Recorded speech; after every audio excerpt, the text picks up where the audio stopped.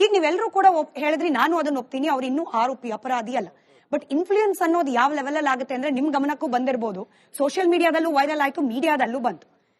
ಒಬ್ಬನ ಮೇಲೆ ಅಟ್ಯಾಕ್ ಆಗುತ್ತೆ, ಹಿಂಗೇನೆ ಮನೆ ಮಗಳಿಗೆ ಯಾರ ಮೇಲೋ ಕೆಡ್ದಾಗ ಮಾತಾಡ್ದ ಅಂತ ಹೇಳಿ.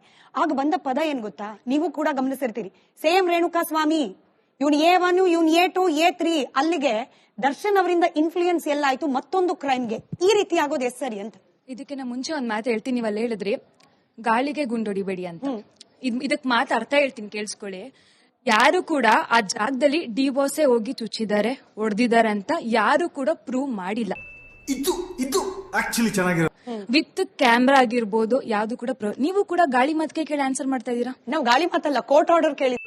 ಇದೊಂದು ಬದುಕಿ, ಇದೊಂದು ಜನ್ಮವೇ, ಎಂತಹ ದುರ್ವಿಧಿ, ಇದೆಂತಹ ದುರ್ವಿಧಿ. ಕೋರ್ಟ್ ಆರ್ಡರ್ ಇದೇ ಎಕ್ಸಾಂಪಲ್ ತಗೋತೀನಿ. ಇಷ್ಟು ಜನ ಗಲಾಟೆ ಮಾಡ್ತಾ ಇರ್ತಾರೆ, ಅದ್ರಲ್ಲಿ ಒಬ್ಬ ಮಾತ್ರ ಚುಚ್ಚಕ್ ಸಾಧ್ಯ, ಬಟ್ ಅರೆಸ್ಟ್ ಮಾಡೋದು ಅಷ್ಟು ಜನ ಅರೆಸ್ಟ್ ಮಾಡ್ತಾರೆ.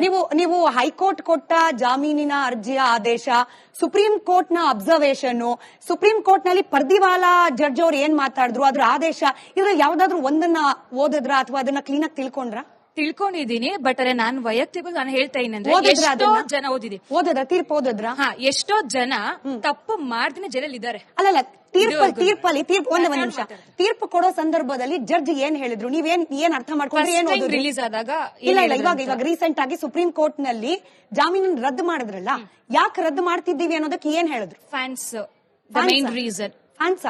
ನೆಗೆಟಿವ್ ಆಗಿ ಜಾಸ್ತಿ ಸಮಾಜಕ್ಕೆ ಕೆಟ್ಟದ್ದು ಮಾಡ್ತಿದ್ದಾರೆ ಅನ್ನೋ ಕಾರಣಕ್ಕೆ ಒಂದು ರೀಸನ್ ನನಗ್ ಗೊತ್ತಿರೋದು. ಅಂದ್ರೆ ನಿಮಗೆ ಗೊತ್ತಿಲ್ಲ ಕರೆಕ್ಟ್ ಆಗಿ, ಫುಲ್ ಕಂಪ್ಲೀಟ್ ಗೊತ್ತು. ವಿಷಯ ತಿಳ್ಕೊಳ್ದಲೆ ಮಾಧ್ಯಮದಲ್ಲಿ ಏನೇನೋ ಹೇಳ್ತಾರೆ, ಬಾಯಿಗೆ ಬಂದಿದ್ದು ಹೇಳ್ತಾರೆ, ಅವ್ರು ಚುಚ್ಚಿಲ್ಲ ಆದ್ರೂ ಚುಚ್ಚಿದೀವಿ ಅಂತ ಹೇಳ್ತಾರೆ. ನಾವ್ ಅದನ್ನ ಹೇಳ್ತಿಲ್ಲ. ನಾವು ಸುಪ್ರೀಂ ಕೋರ್ಟ್ ನಲ್ಲಿ, ಒಂದ್ ನಿಮಿಷ ಸರ್, ಸುಪ್ರೀಂ ಕೋರ್ಟ್ ನಲ್ಲಿ ಏನ್ ಆದೇಶ ಬಂದಿರುತ್ತೆ, ನಮ್ದ್ರಲ್ಲಿ ಕೋರ್ಟ್ ಪೀಠ್ ಅಂತಾನೆ ಸಪರೇಟ್ ರಿಪೋರ್ಟರ್ ಗಳಿರ್ತಾರೆ.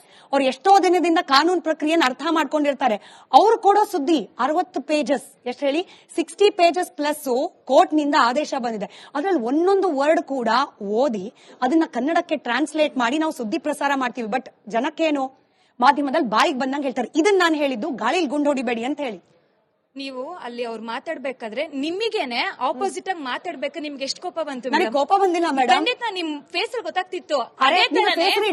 ಹೌದು, ಖಂಡಿತ ಹಂಗೆ ಅನ್ಕೊಳ್ಳಿ. ನಾನು ನಗ್ತಾ ಇದ್ದೆ, ಒಂದ್ ಸ್ವಲ್ಪ ಝೂಮ್ ಮಾಡಿ ಅದನ್ನ ಇನ್ನೊಂದ್ಸತಿ ತೋರಿಸ್ತೀವಿ. ಅದೇ ತರನೇ ಅಂಧಾಭಿಮಾನಿಗಳಂತಾರಲ್ಲ, ಅದು ಕಾರಣ ಆಗಿರೋದೇ ಆಪೋಸಿಟ್ ಆಗಿ ಮಾತಾಡೋ ಕಾರಣದಿಂದ. ಯಾರು ಮಾತಾಡಿದ್ರು? 5 ವೇಳೆ ಒಂದೇ ಸಮಯ ಯಾರು ಮಾತಾಡಿದ್ರು? ಜನಗಳು, ಆಪೋಸಿಟ್ ಫ್ಯಾನ್ಸ್ ಮಾತಾಡಿದ್ರು. ಡಿ-ಬಾಸ್ ಅನ್ಎಜುಕೇಟೆಡ್ ಯಾರು ಹೇಳಿದ್ದು? ನಾನು ಡಬಲ್ ಡಿಗ್ರಿ ಮಾಡಿದ್ದೀನಿ, ಅನ್ಎಜುಕೇಟೆಡ್ ನಾನು?